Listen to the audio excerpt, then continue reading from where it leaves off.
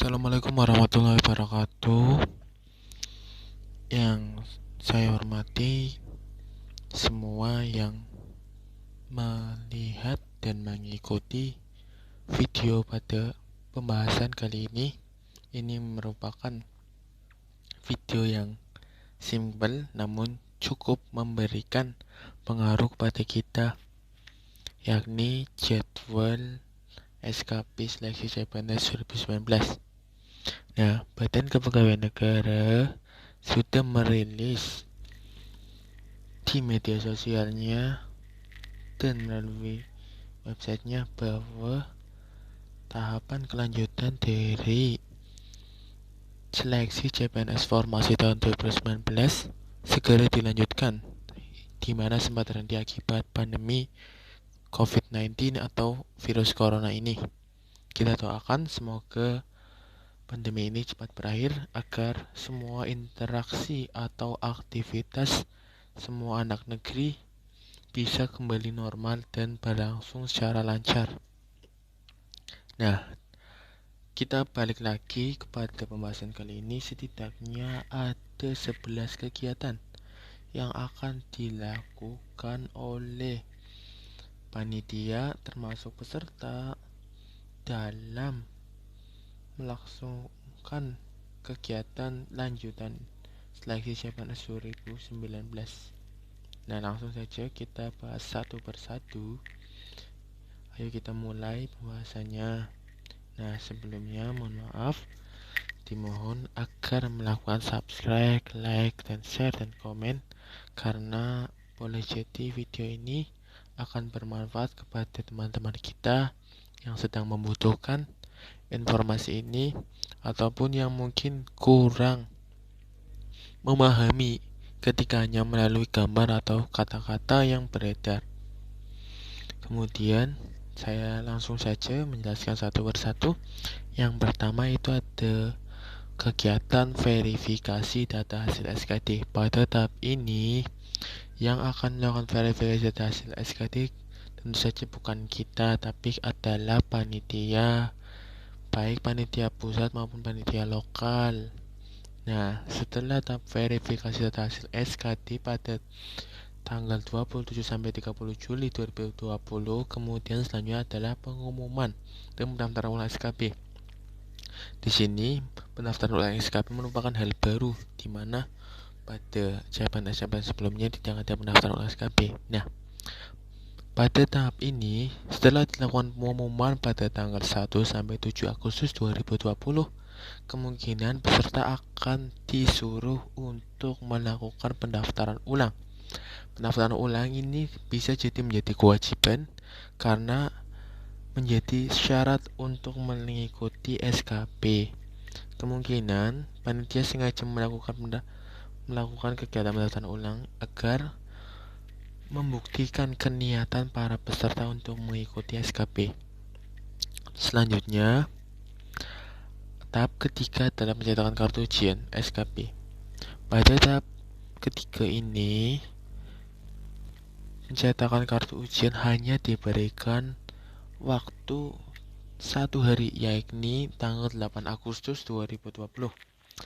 Ini dibutuhkan disiplin yang cukup tinggi, karena mungkin dari kita yang sudah mulai malas akibat seleksi yang ditunda, mungkin saja ini memberikan kita kemalasan untuk mencetak kartu saja. Kemudian yang tidak kalah penting adalah penjadwalan SKP, di mana penjadwalan tentunya dilakukan oleh panitia karena banyaknya instansi baik pusat dan daerah. Dibutuhkan setidaknya 5 hari untuk melakukan penjadwalan. Kemudian yang kelima atau kegiatan yang kelima itu pengumuman jadwal pelaksanaan SKP. Nah, setelah pada tanggal 17 Agustus kita merayakan Hari Jadi Republik Indonesia yang ke-75 atau Dirgahayu Republik Indonesia yang ke-75, tepat besok harinya kita harus bersiap-siap dengan jadwal tempur kita atau jadwal perang antara anak-anak terbaik negeri yang siap menjadi abdi negara. Pada tanggal 18 Agustus, kita mau tidak mau harus siap dengan jadwal yang sudah ditentukan. Kita juga harus siap, mungkin saja pada tanggal yang sudah dijadwalkan SKB mungkin akan berbenturan dengan acara-acara kita, di mana kita sebagai anak-anak produktif mungkin banyak kegiatannya. Mungkin ada yang pada jadwal SKB itu bersama dengan nikah atau lamaran atau prewedding atau sejenisnya. Ini tentu menjadi pilihan hati yang cukup berat bagi kita. Yang selanjutnya adalah pelaksanaan SKB. Pelaksanaan SKB dibutuhkan waktu setidaknya 1 bulan 12 hari saat pelaksanaan SKB CPNS formasi tahun 2019 ini, di mana dimulai pada tanggal 1 September sampai 12 Oktober 2020. Biasanya satu instansi itu membutuhkan waktu 1 sampai 2 minggu untuk melakukan SKB. Namun itu juga tergantung dari jumlah peserta. Kemudian setelah kita mengikuti SKB pada tanggal 8 sampai 12 Oktober akan dilakukan pengolahan hasil SKB kita dan hasil SKT yang sebelumnya sudah diikuti pada awal-awal bulan tahun 2020. Nah, kemudian ada integrasi hasil SKT dan SKB yang tentunya juga ditentukan oleh panitia. Integrasi ini adalah sistem atau formula atau rumus yang akan dilakukan oleh panitia sesuai dengan peraturan perundang-undangan berlaku tentang sistem penilaian CPNS agar menghasilkan nilai hasil akhir yang benar-benar optimal dan sudah diberikan